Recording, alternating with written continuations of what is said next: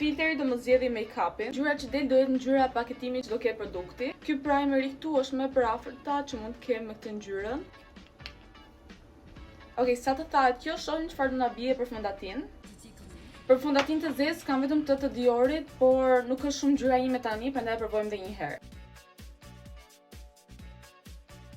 Okej, për fondatin të bardhë, kam të fondatinën këtu, që është bërë më vendos në dorë një herë. Kjo është bërë një nga fondatinat e mia të preferuara. Ju e dini që mua më pëlqen shumë ky luku natyral, ta bën lëkurën të duket më mirë. Nice, tani vazhdojmë me concealerin, do kemi ngjyrën beige. Okej, kam të concealerin e Natasha Denova's që mund t'i përshtatet. Shtoj edhe pak më shumë. Tani vazhdojmë me cream bronzerin. Okej, një cream bronzer me paketimin kaf, besoj mund të quhet kjo. Është një nga cream bronzerat e mia të preferuar, është nga Catrice.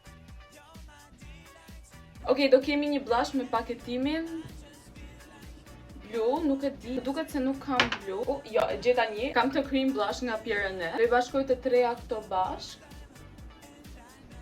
Ta hap dhe këtë concealerin që kisha vendosur të hunda. Për setting powderin, kam këtë press powderin që kam shumë kohë pa përdorur këtë dhe kisha harruar sa shumë ndryshim që të bën. Për paletën eyeshadows kemi ngjyrën roz. Pas kam një palet ashtu ngjyre dhe kështu duket nga brenda. Kjo ka shumë pigmente dhe është shumë e lirë si palet. Do bëj një eye makeup look me këtë paletën sigurisht, prandaj si fillim nisa me ngjyrën roz, si poshtë dhe lart. Përrsoj pak me këto ngjyrat kafe që ka. Kjo dixa këtu duket kaq bukur live. Tani për rimel do kemi ngjyrën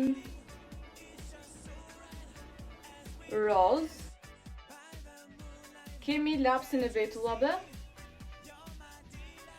Kam këtë nga Maybelline. Okej, e ndryshova komplet formën e vetullës që të duket ai ndryshimi. Tani për buzët.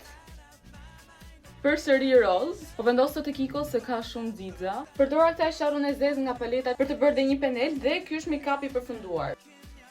Më thoni në komente si ju duket.